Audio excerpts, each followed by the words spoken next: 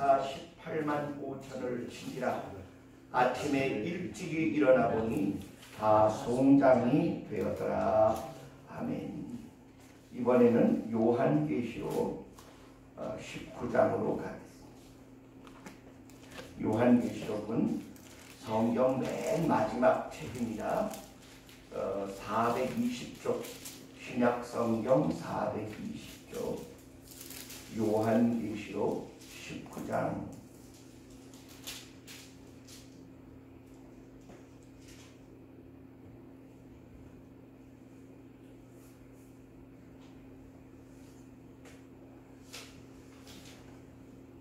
(20장) 7절이네요. 죄송합니다. 20장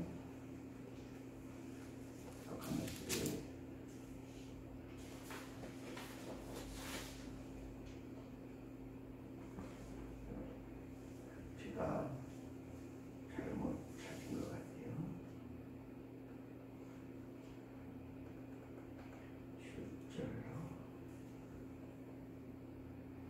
20장 7절 420쪽 7절로 10절입니다. 다같이 봉독합니다.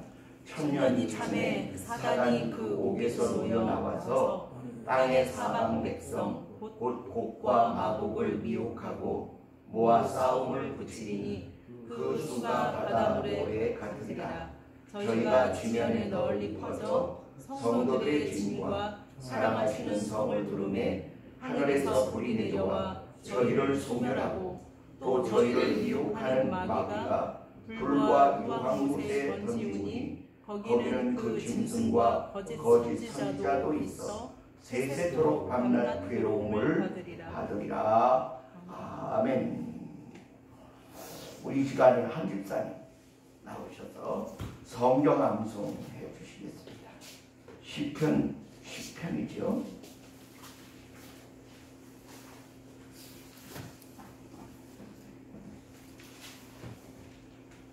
격려의 박수를 좀.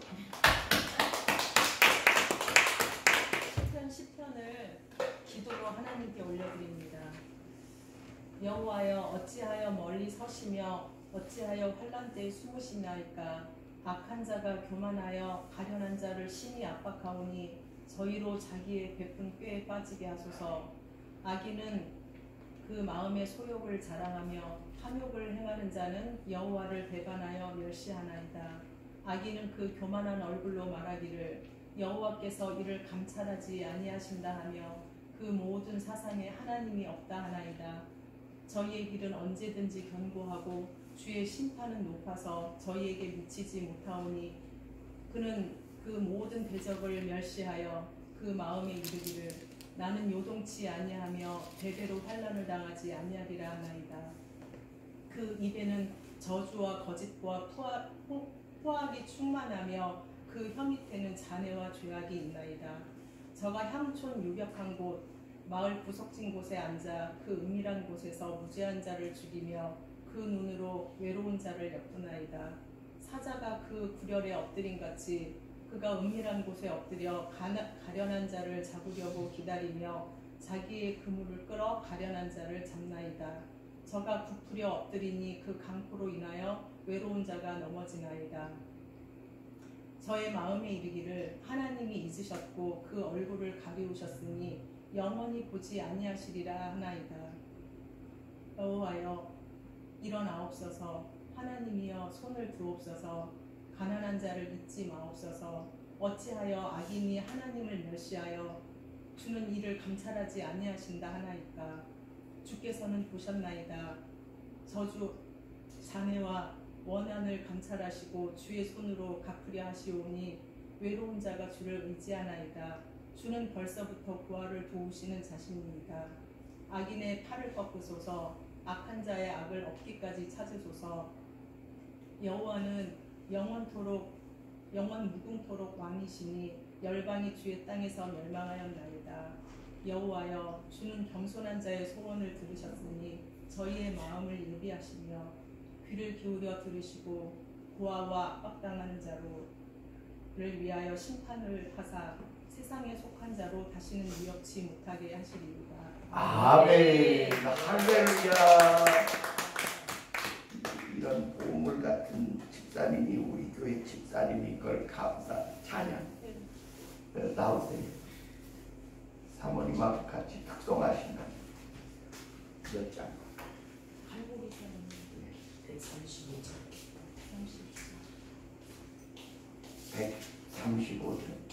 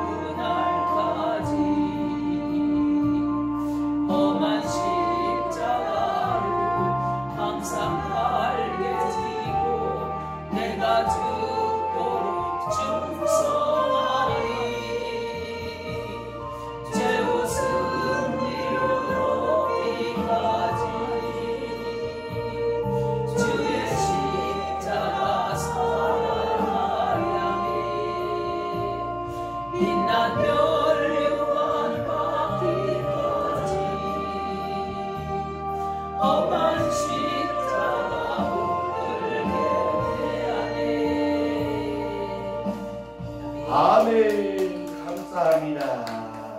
할렐루야. 우리 기도한 후에 말씀을 상고하도록 하겠습니다. 사랑의 아버지 하나님, 오늘 우리가 하나님의 특별한 보호와 인도와 사랑을 선입기 원합니다. 하나님을 대적하며 하나님이 없다 말하며 하나님이 없다고 생각하는 그 행위가 부패한 자들의 삶에 대하여 주님 진노와 재앙을 내리시는 하나님의 임재를 깨달을 수 있도록 성령으로 우리 가운데 지혜와 명철을 허락하여 주옵소서. 성령으로 말하게 하시고 성령으로 깨닫게 하옵소서. 예수님 이름으로 감사하며 기도합니다. 아멘. 오늘 말씀의 제목은 보호와 심판의 가름입니다.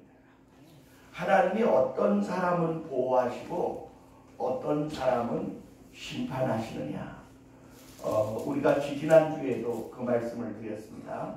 하나님은 공평한 하나님이시라서 악인과 선인에게 동일하게 햇빛과 비를 내려주신다. 그럼에도 불구하고 왜 하나님은 어떤 자는 보호하시고 복 주시고 어떤 자는 심판하시고 재앙을 내리시는가? 그것은요, 그 사람의 마음의 상태에 따른 하나님의 보상.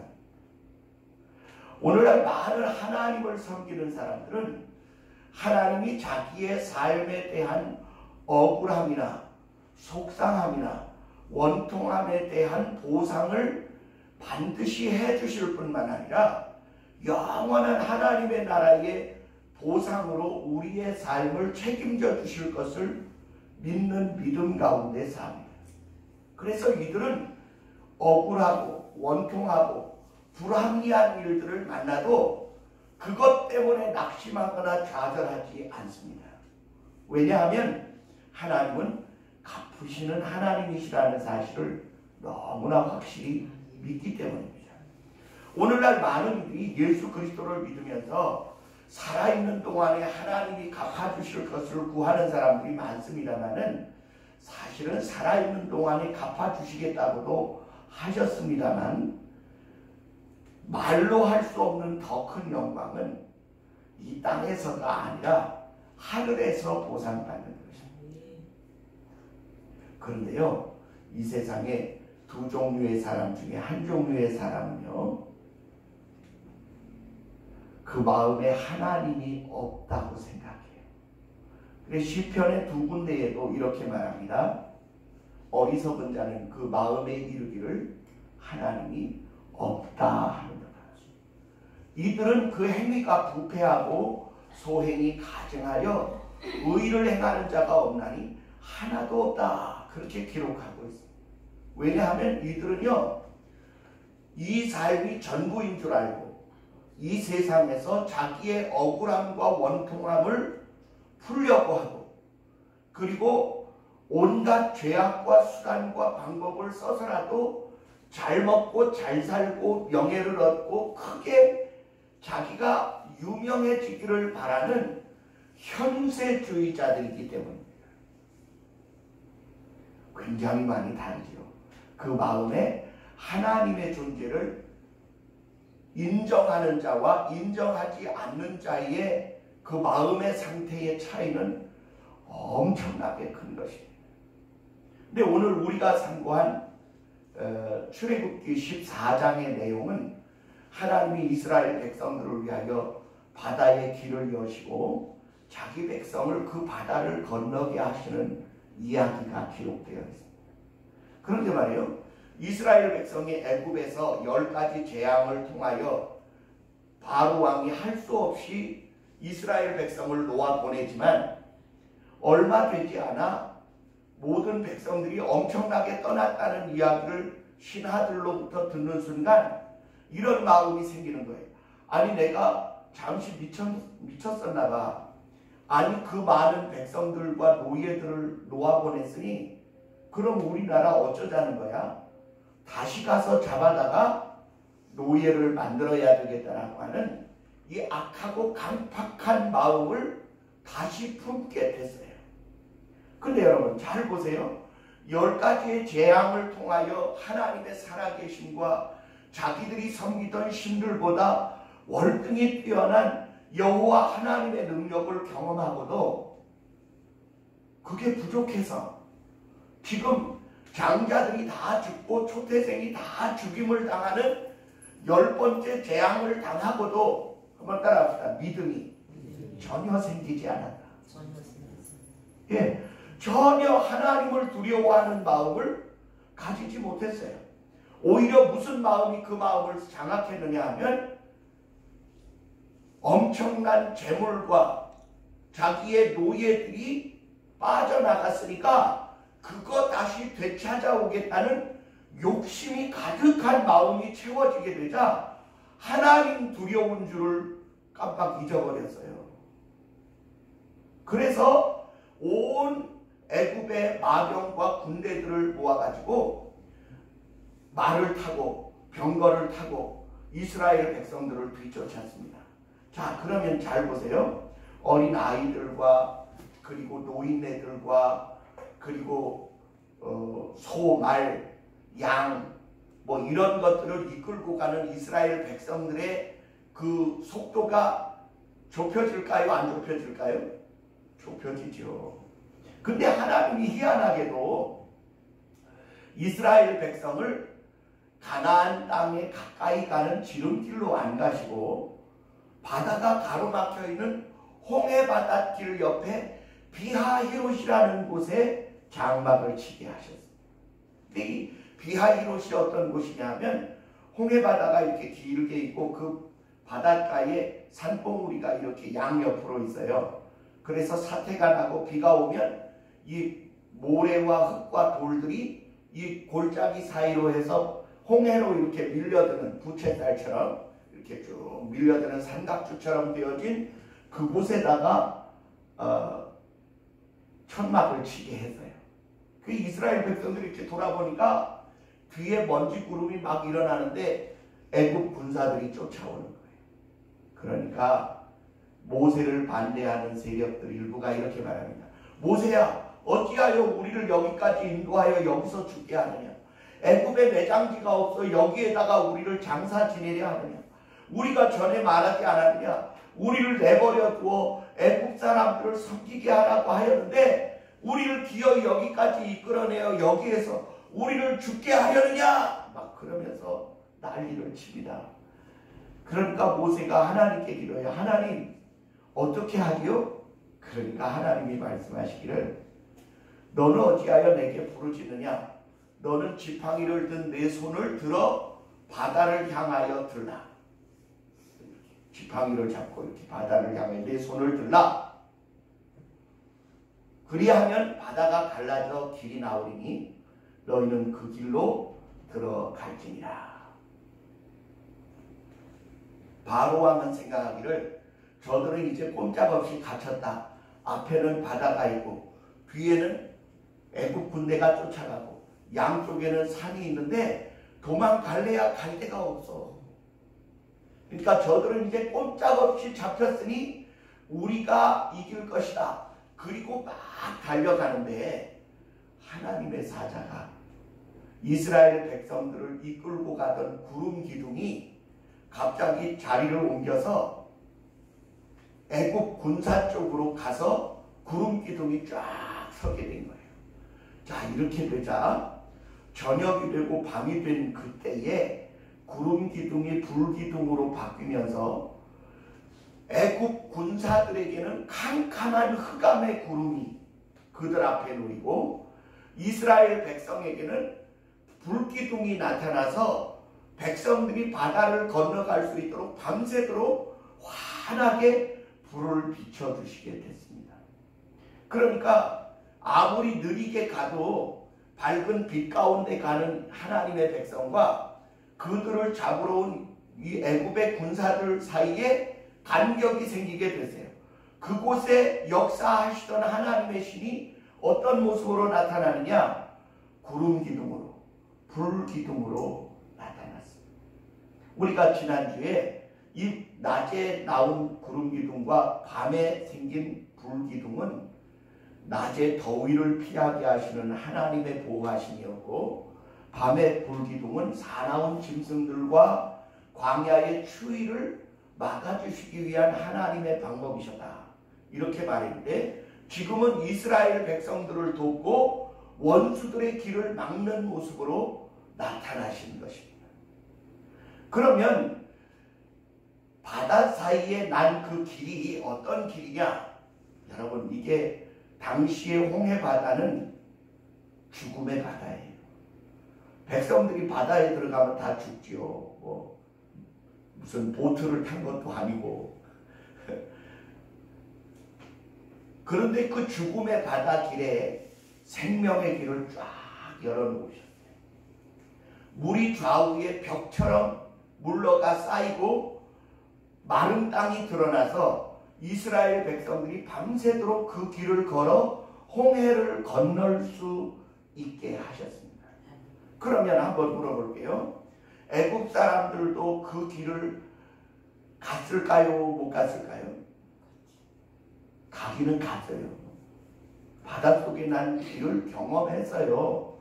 좌우에 물이 벽이 된 그 바닷길을 쫓아서 이스라엘 백성 뒤를 추격했어요. 완전히 건너질 못했죠. 그리고 병거들을 타고 오는데 병거 바퀴를 하나님이 벗기심으로 달리기에 극난하게 하셨어요. 자, 병거 바퀴는 두 개인데 하나가 빠지면 이게 제대로 갈까요? 못 가, 절대로. 그러니까 바다 가운데까지 들어왔는데 병거는 망가지고 이스라엘 백성을 뒤쫓아갈 능력이 없어지게 된 애굽 군사들이 뭐라고 말했느냐 하면 여호와 하나님이라는 분이 이스라엘을 대신하여 싸우니 우리가 여기서 도망하자. 잘못하다가는 이 물이 우리를 덮치지 않겠느냐. 그러는 사이에 이스라엘 백성이 다 건넌 다음에 물이 다시 합쳐져 그들이 몽땅 바다에서 몰살하게 되었습니다. 이 사건에 대하여 이것이 옛날 이야기인지 이것이 역사적 사실인지를 알기를 원하신다면 여러분 인터넷에 들어가셔서 출애굽의 비밀이라고 하는 제목을 치세요. 그러면 이상학 장로라고 하는 분이 사우디아라비아의 왕가에 이 침을 놓는 하인 의사로 갔다가 양자가 될 뻔한 일이 있었어요. 그래서 그 왕으로부터 아주 좋은 그 집차를 선물을 받고 성경에 나타난 출애굽의 경로를 다시 추정해 가면서 사진을 찍고 그 발굴 자료들을 모으고 그리고 그 아랍 사람들이 이슬람 사람들이 성경에 기록되어 있는 그 유적지들이 지금 다 있는데 공개를 못하게 막아놨어요. 근데 그걸 왕의 특별한 명령서를 가지고 다니면서 그곳을 다 취재해서 아주 재미있게 간증을 하고 사진을 찍고 탐사 보도에 대한 보고서들을 작성해서 전부 인터넷에 올려놨어요.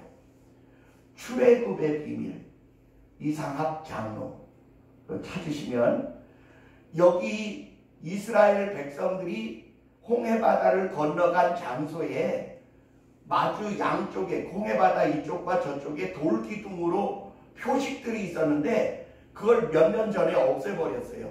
이 아랍 사람들이 없애버렸지만 고고 탐사학자들이 그곳 사이에 난 바다를 이렇게 탐사하고 수중 사진 촬영한 것들을 보면 지금도 애굽의 그 병거들과 바퀴들의 그 잔해들이 그 바닷속에 잔뜩 있는 걸 그대로 다 찍어다가 가져다 놨어요.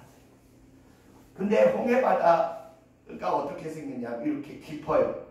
수심이 거의 800m 가까이 되는데 이 비하히롯과 이스라엘 백성들이 바알스본 맞은편으로 건너간 이 중간에는요 마치 뚝을 이렇게 쌓아놓은 것처럼 이렇게 깊은 곳에 흙이 잔뜩 밀려와서 이렇게 뚝처럼 쌓여서 이쪽과 저쪽이 건널 수 있는 깊이가 아주 낮아진 곳이 있어요. 그곳으로 하나님이 길을 냈을 뿐만 아니라 그곳에 그 유물들이 잔뜩 쌓여서 지금도 조개 껍데기, 굴 껍데기 뭐 이런 것들이 잔뜩 붙어있는 유물들이 홍해 속에 그냥 있습니다. 근데 그게 왜 그대로 있을 수 있느냐? 홍해바다는요, 해류의 영향을 거의 받지 않습니다. 이 무슨 소리냐면, 우리나라의 바다는 밀물과 썰물이 엄청나게 강하게 있잖아요. 근데 홍해는 그런 게 별로 없어요. 그래서 그 오래전 수천 년 전 유물이 바닷속에 움직이지 않고 그 자리에 그대로 보존될 수 있게 하셨습니다. 저는 이 부분에 대하여 여러분에게 권해요. 여러분 보세요. 하나님이 자기 백성은 빛으로 길을 비춰주시고 원수들은 평탄한 길임에도 흑암이 있어 앞으로 나아가지 못하게 하시는 분이십니다. 아까 우리 하집사님이 시편 10편을 읽어주셨는데 거기에 4절에 보면 이런 말씀이 나와요. 이 악인들은 그 사상에 하나님이 없다고 한다고 돼 있어요. 4절에 보니까 하나님이 그 사상에 없다. 저는 하나님이 미워하시는 사람이 누구냐 하면 하나님을 하나님으로 인정하지 아니하고 하나님의 권한을 빼앗아 자기가 누리려 하는 자들을 하나님의 영광과 명예를 찬탈하고자 하는 역적으로 보시는 거예요. 하나님이 사람을 왜 지었어요? 하나님의 선하신 뜻과 거룩한 의도를 이루기 위하여 지음을 받았는데 이 지음받은 종놈들이요 하나님을 배제하고 그 하나님의 자리에 올라가고자 하는 거예요. 하나님이 이 사람들을 사랑하시느냐? 아니요. 미워하시는 거예요. 그 마음에 이르기를 하나님이 없다 하는 자들이 어떤 자들인지 가르쳐 드릴게요. 무신론자, 인본주의자들이 바로 이들입니다. 성경에 이런 말씀이 나오죠. 어느 주인이 포도원을 아주 아름답게 만들어 놓고 최상의 포도나무를 심었어요. 그리고 죽자는 구유를 만들고 망대를 만들고 이렇게 다 해놓았는데 이웃나라의 왕위를 얻으러 가게 되자 그 포도원을 판 게 아니라 농부들에게 세를 주고 갔어요. 그 이제 포도철이 다 돼서 세를 받으려고 종을 보냈더니 때려서 보냈어요. 다시 둘을 보냈더니 하나는 때려 보내고 하나는 죽여버렸어요. 또 다시 보냈더니 이번에도 죽였어요. 그래서 하나밖에 없는 아들을 보내면서 내 아들 말은 듣겠지. 그리고 보냈더니 그 포도원 농부들이 하는 말이 자, 저는 이 포도원 상속자 아니냐? 저를 없애버리면 이 포도원이 우리 것이 되지 않겠느냐 해서 아들을 죽여서 포도원 밖에 내어 던졌다. 이제 이 주인이 그 농부들에 대하여 어찌하고 군대를 동원하여 그들을 진멸하고 그 포도원은 제때에 세를 낼 자들에게 주지 않겠느냐? 이렇게 악한 포도원 농부의 비유를 하십니다. 여기 이게요. 함축되어진 지금 현재 세계관을 간략하게 표현한 예수님의 비유입니다. 여러분, 그 포도원이 누구 거예요? 농부 거예요? 주인 거예요? 주인 거예요. 여러분, 이사야서에 보니까 이런 말씀이 기록되어 있어요. 천지를 짓지 아니한 신들은 이 하늘 아래서 이 땅 위에서 망하리라 하라. 하늘과 땅을 짓지 아니한 신들은 이 하늘 아래서 이 땅 위에서 망하리라 하라. 이게 무슨 소리냐면 그들은 주인이 아니라는 거예요. 주인이 누구라는 거예요? 하나님이시라. 그런데 인본주의자들은 이렇게 말합니다. 우주의 중심은 지구이고 지구의 중심은 사람인데 사람이 온 우주와 지구의 중심이며 핵심이다. 하나님도 인간을 위하여 있다. 땡, 틀렸습니다. 어떻게 하나님이 인간을 위하여 있습니까? 그게 아니에요. 인간이 하나님을 위하여 지음 받았어요. 누가 주인이에요? 그런데 인간이 주인이다 이렇게 말하는 자들은 어떤 자들입니까? 악한 포도원 농부들입니다. 하나님의 주인됨을 인정하지 않는 거예요. 하나님의 것을 자기들의 것이라고 주장하는 거예요. 애굽의 왕이 자기의 권한을 주장하며 하나님의 권위를 인정하지 않으니까 하나님이 그의 원수가 되고 대적자가 되고 그를 망케하는 무시무시한 하나님이 되신 거예요. 그러나 이스라엘 백성들은 하나님의 존재를 인정하고 사랑하고 존중하고 예배하고 그의 말씀에 순종하고 그분의 명령을 따라 살아가야 할 하나님과 약속되어진 하나님의 백성이에요. 그들은 절대로 자기들이 하나님의 자리에 올라가겠다고 말하지 않아요. 하나님의 뜻하심에 순종하여 살겠다고 말해요. 그러니 하나님이 누구 편 되시겠어요? 자기를 위한 믿음의 사람들의 편이 되시는 것이죠. 구름 기둥이 이스라엘 백성에게는 큰 힘과 은혜와 복이 되었지만 애굽 군사들에게는 큰 두려움과 저주와 패망의 근거가 되셨습니다. 홍해 바닷길로 난 그 좌우의 물이 벽처럼 쌓이고 바닷속의 땅이 마른 땅이 되게 하신 그 놀라운 은혜는 이스라엘 백성에게는 한량없는 축복이지만 원수들에게는 그게 저주와 멸망의 무덤이 되어졌습니다. 아멘. 그러면 한번 물어봐요. 여러분, 마음으로부터 하나님을 인정해야 할까요? 아니라고 해야 할까요?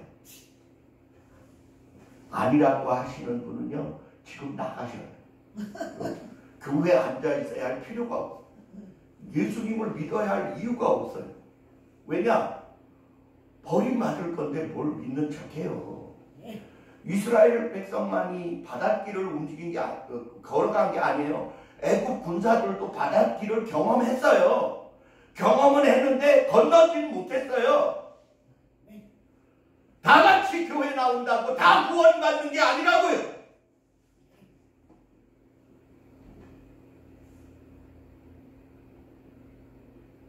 예배당이 다 여러 곳에 있어요. 그런데 어느 예배당을 나갔든지 다 구원을 받는다고 말할 수 없어요.